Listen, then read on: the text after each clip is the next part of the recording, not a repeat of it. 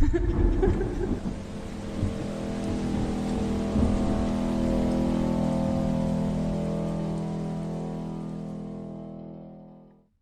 name is Brandon James Silva, and you're listening to Talking Nightmares, the podcast.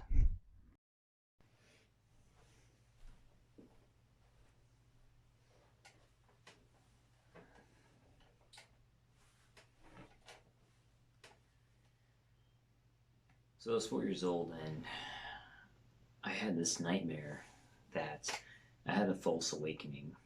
I remember that I woke up in my room and I walked outside into my living room, and something seemed really off to me. I stepped outside of the living room and I opened the front door to my house, and I was even more confused because the front driveway that was just a big patch of dirt and just a bunch of dead trees that were in the front yard were replaced with a courtyard that looked like it was made of golden bricks, um, along with these houses that actually weren't around the neighborhood. So I was very confused, and I stepped outside.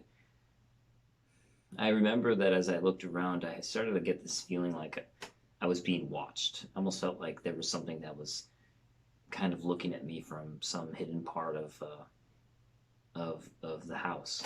And as I walked around, I started to feel like I was in danger. And the next thing I know, I just had this instinct that I needed to run because I felt like something was right behind me and I needed to just get out of there. So I started to run, and as I started to run, I was trying to find a way to hide, to get some sort of an escape or something like that. And I just remember thinking that because this place was unfamiliar, maybe I should try to go behind the house. Because if the front of the house looked different, maybe there was something different about the back. And so as I ran behind, I remember I saw this door that in reality doesn't exist, but I saw this door that led to some I guess the back entrance. And I remember I opened the door, which was what opened up into a hallway. And I remember as I opened the door, it looked like it was part of a hotel, somehow connecting to my house. And I just remember I ran down the hall.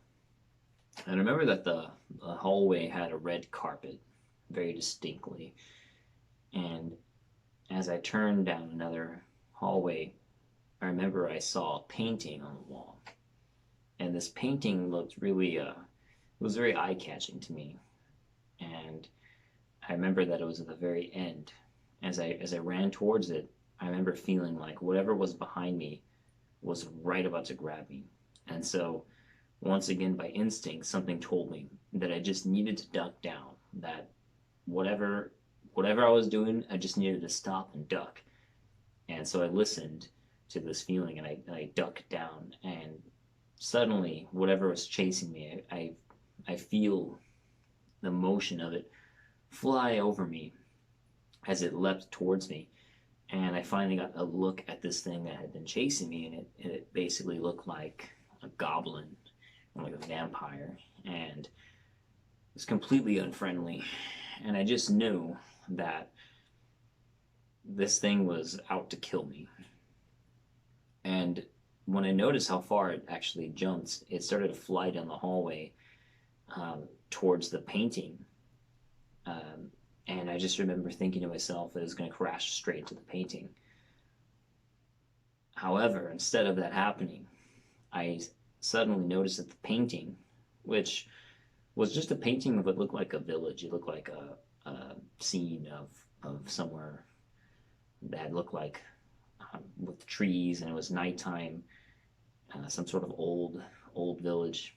Suddenly, this vampire flying straight towards it flew into the painting. The painting suddenly opened itself up, almost as if it was like a window, like some sort of a portal to some other side.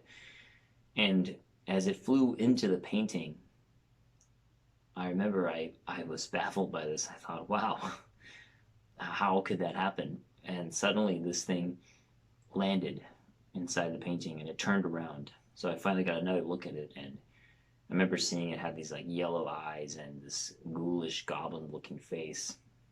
And at the time, since I was 4 years old, I remember thinking how it was around the same size as me, which wasn't very tall.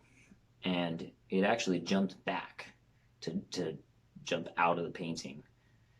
And I stood there in shock and in horror, really. And to my surprise, all of a sudden the painting looked as if it was a window to another side that looked very realistic, and it suddenly it shapeshifted back into a painting, and this vampire midair froze into the scene of the painting and basically became a part of the painting. I couldn't believe it as I stood up. I thought to myself, "Wow, this is incredible," and I just kind of admired the scene of how fitting it was. It looked like it belonged to this painting. And as I got up, I knew I needed to get out of there, so I decided to walk past it down the hallway where I needed to turn to go back to my house, to my room.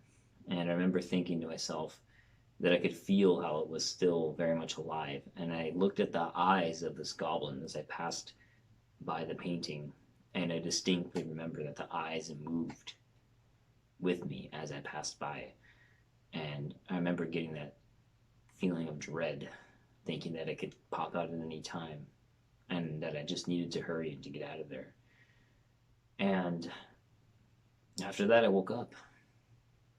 And even after all this time, I still think about that dream and I think, wow, it really had every kind of meaning that I was going through in my life at that time. It kind of summarized how I was feeling, and that was that. I just moved to a new city and I didn't really feel like it was something else I was very comfortable with yet. And even at that age, I wanted to feel a sense of belonging, and like the dream, I woke up in a place I was unfamiliar with, and I was chased by something that I didn't know what it was.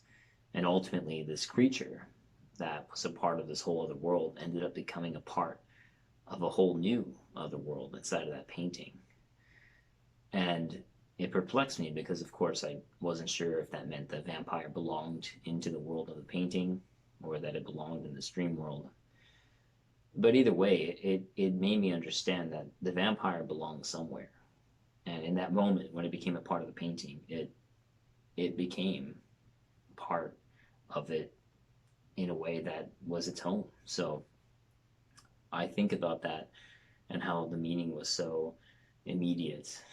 And even after I woke up, I was more in awe than it was in any sense of terror, because even at that age, I appreciated the fact that what I had just seen, in a way, was more beautiful than it was terrifying, and I'll never forget it.